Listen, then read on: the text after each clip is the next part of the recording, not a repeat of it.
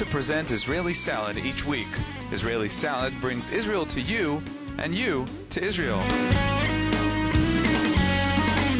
So be part of our project. Support Israeli Salad and help us spread the word about life in Israel. To support Israeli Salad, please contact us at yoni@israelnn.com or call 972-3918-5554. And we thank you in advance for your support.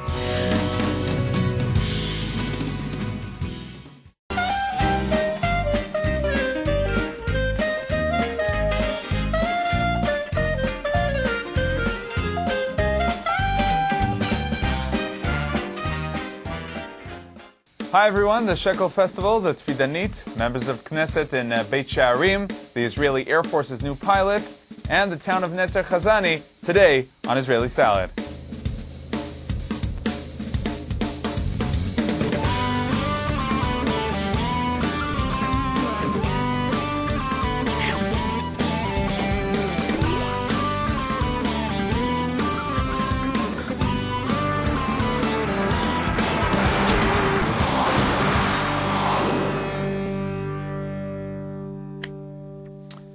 Shalom and welcome to Israeli Salad. Like in many places, summer in Israel is full of musical performances. Now, most of these performances are kind of expensive, and so underprivileged crowds have a hard time taking part in these events. The next event is organized specifically to reach these crowds. 1 shekel. That was the entry fee at a concert that took place in Jerusalem's Kiryat Menachem neighborhood. The Shekel Festival is brought to economically weak communities and offers a high-standard rock concert for the price of only 1 shekel. Everybody, every member of Israeli society is entitled to get good culture. It doesn't matter where he lives or she lives and how much money they have in the bank. They're entitled to be exposed to contemporary Israeli art. With all the troubles we're going through and all the concerns about what will be, let's let the crowd rejoice and feel good. Funds from Israel and abroad help finance the festival, that, for the 4th year straight, is touring the country from north to south. This year, the festival also helped the local youth, as the youth participated in the production of the event. We helped with whatever was needed. It's part of the event to give us something to do, so we'll feel productive and helpful. So why take a shekel? Can't the organizers manage without this relatively small income? The shekel is very, very symbolic. The shekel shows that there's a value to money, there's a value to artists, there's a value to culture, and it's very important for us that people can come in and they should know that it's not free also. Culture doesn't have to be expensive, but it does have to have a component of participation and will. The reactions are amazing. Each show we bring out between 5,000 and 10,000 people. I like it. I like that it's happening in the neighborhood, near our very own supermarket. If they could cheapen the price, it'd be nice. But whatever, we pay.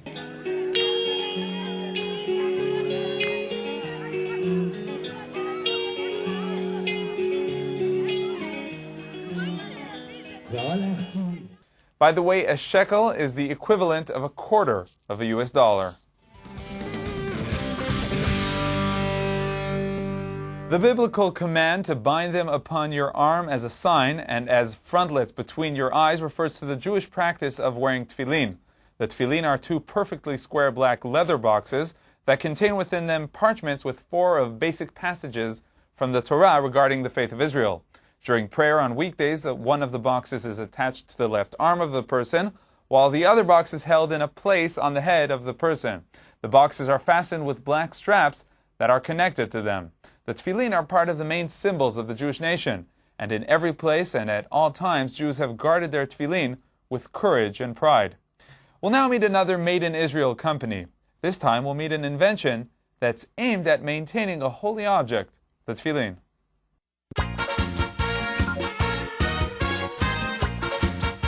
If someone from, let's say, 20 years ago looked at these accessories, it's not certain that he would guess what they're used for.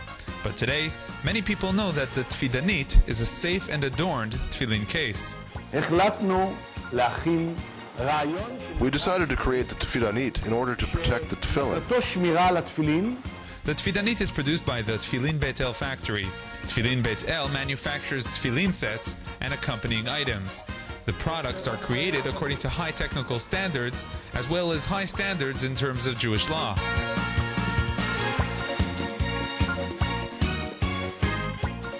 A branch of Tefillin Beit El was recently opened in Netzarim in the Gaza Strip. The necessity of the tefillanit was brought up by Rabbi Yishai Ba'avad's brother, Amitai, who had difficulties in maintaining his tefillin while he was serving in the IDF as a paratrooper. They would parachute at 4 in the morning and would be afraid to take the tefillin because they didn't want to get it hit during the descent. The tefillanit is highly resistant, and so external battering does not harm the content of the tefillanit. In addition to being resistant to thumps and hits, the tefillanit also prevents damage caused by exposure to water or intense sunlight. Here I'll show you the difference between one that's perfect in the corners and another that has wet corners and the tefillin are torn open. And also the inside parchments. Here we can see the parchments that got wet and were disqualified for use. We put the tefillin in like this and then we seal it with this lid. Thanks to a hermetic closing of the tefillanit and thanks to the special material that enclosed the tefillin is safe, whether placed under the sun or under the water. The tefillanit is even resistant to unconventional damages. There's a special strengthening that we can see here. The goal is that if a military vehicle drives over the tefillanit, it will not break. This kind of situation already occurred. For Tefillin Beit El, the tefillanit is another successful combination of the eternal values of Torah and today's evolving technology. The tefillanit is a symbol of bringing modernism and technology into the world of halakha and close to the giving of the Torah thousands of years ago when the mitzvah of tefillin was commanded.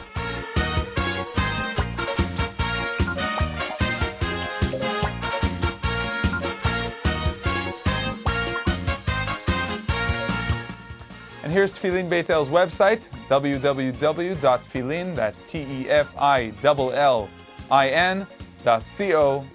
tefillin.co.il. Our program Israeli Salad is approaching its 100th program broadcast on the web. We want to invite you all to send us your greetings and comments by email. So send us an MP3 file with an attached photo to yoni@israelnn.com. You could also leave a voicemail message at 972-3918-5554 and be a part of the 100th edition of Israeli Salad. The Knesset is Israel's parliament. Throughout the past years, the reputation of the Knesset has been diminishing, following accusations of improper conduct. And so, a visit by MKs, members of Knesset, to a site where one of the great leadership authorities of the Jewish nation sat, is seen as important and instructive.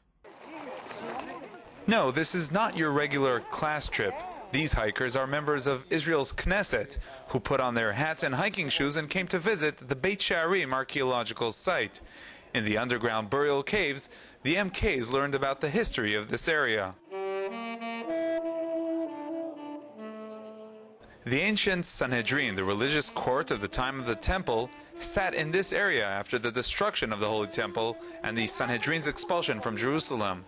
The MKs watched a reenactment of historical events as they listened to Etzion, the maid of the leader of Sanhedrin, Rabbi Yehuda Nasi, as she spoke about the passing of Rabbi Yehuda. The MKs took time off from their day-to-day routine in Israel's parliament as they saw ancient art and excavations. One of the main finds was a relief of the 7-branch menorah, which has been used as the symbol of the Knesset.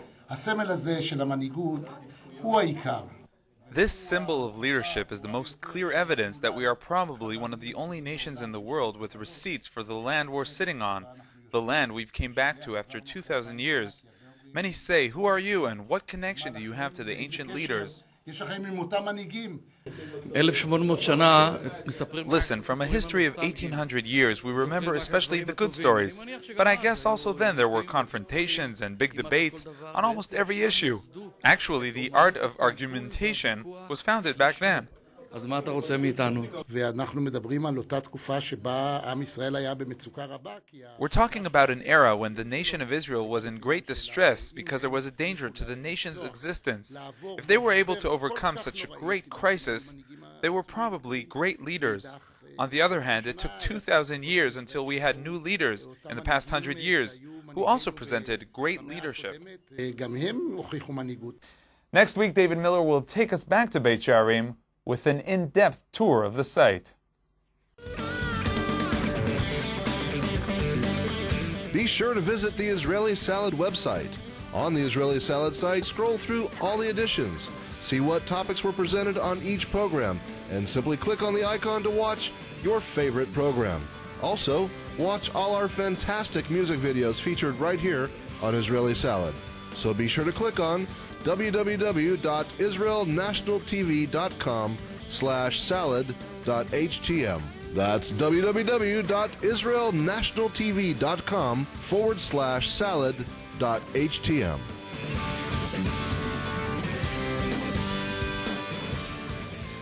The 57th Chel HaAvir Day, or Israeli Air Force Day, was marked on June 30th. This year, the day marked the end of a year in which soldiers of the IAF took part in a variety of voluntary activities for the benefit of the public. Many events marked this military holiday. The main event took place down south, in the Chatzerim Air Force Base near Be'er Sheva. The Israeli Air Force's 57th anniversary was marked in conjunction with the celebrating of the graduation of the 150th Israeli Air Force pilot training course. Today's Israeli Air Force is different from the one that was created on the eve of the War of Independence. The Air Force began as Shirut Avir, or air service, by a small group of pilots operating a handful of outdated planes. Today, the IAF is a vastly experienced, war-hardened Air Force. The IAF's operations in wartime and between the wars, the dogfights and strategic attacks, the operations under fire, as well as the humanitarian missions, have earned it a place of honor and respect among the world's air forces. The ceremony began with the entrance of the IDF band, followed by IAF flight cadets who are still in the midst of their training. The new pilots, who marked the end of 3 years of intense training, followed the cadets. As tradition dictates, the climax of the event was a formation flyby, during which the newly minted pilots threw their caps up to the sky, staking claim to their new domain.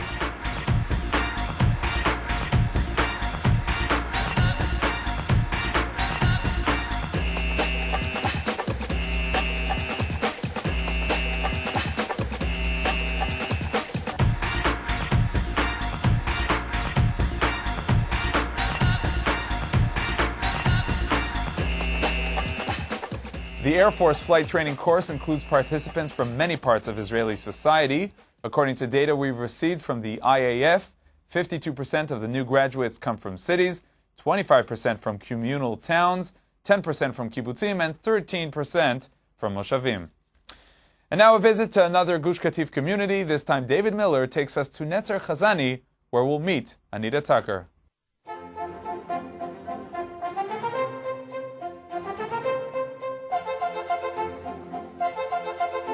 The area that I'm standing on 30 years ago was nothing but blinding desert.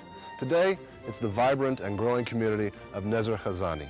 Named after the Minister of Social Action, Chazani, the community boasts 84 families, or 800 people, 14 of them in the last couple of years, including member of Knesset, Effie Itam.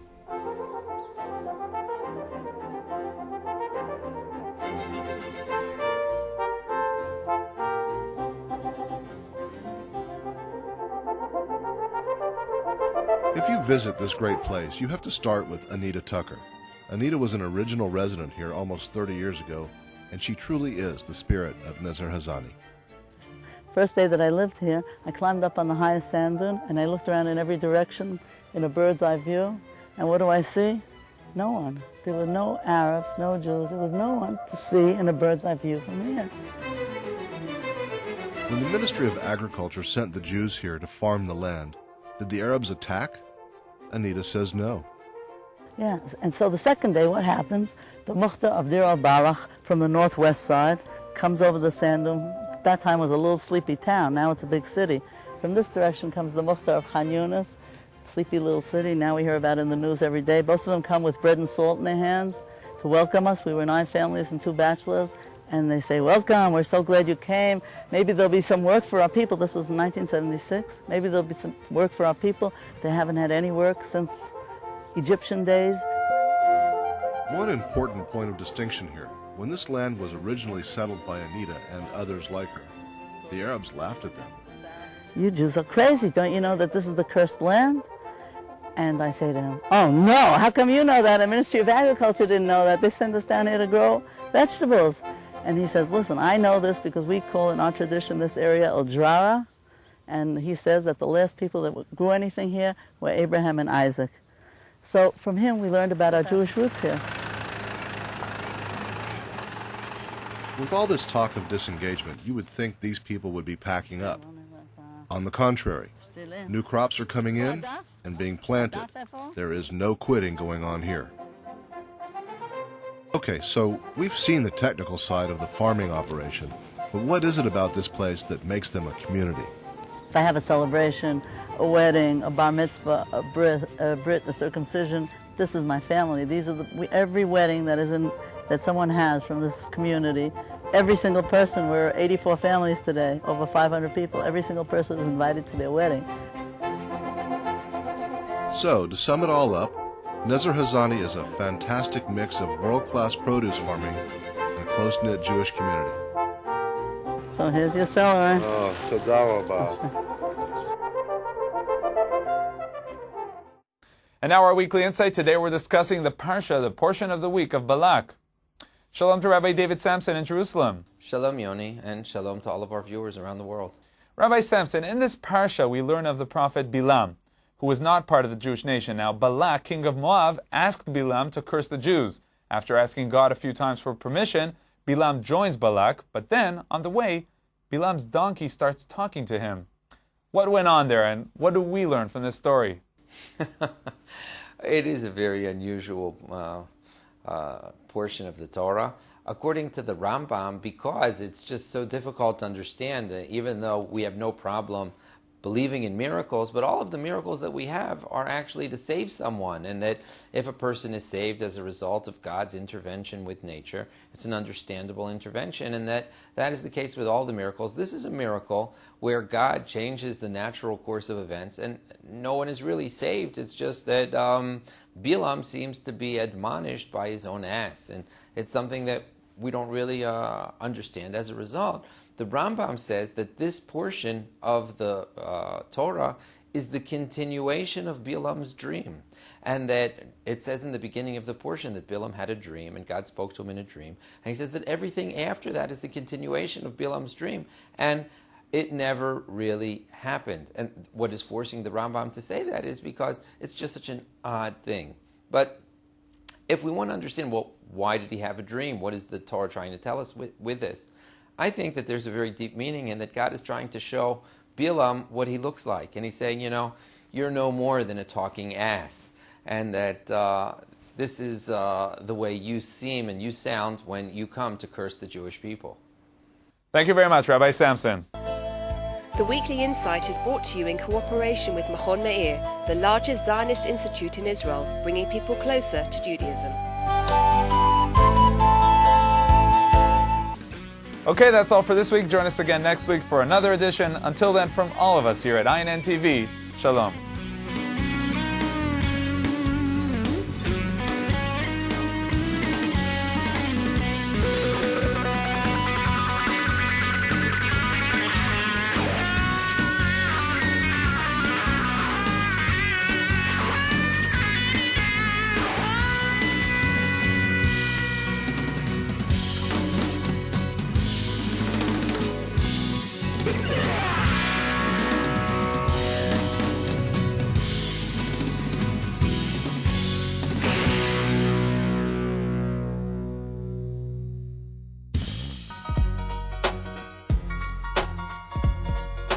Please send your comments, ideas, and questions to the Israeli Salad email, Yoni at israelnn.com or leave a message on the Israeli Salad voicemail at international dialing code 972-3918-5554.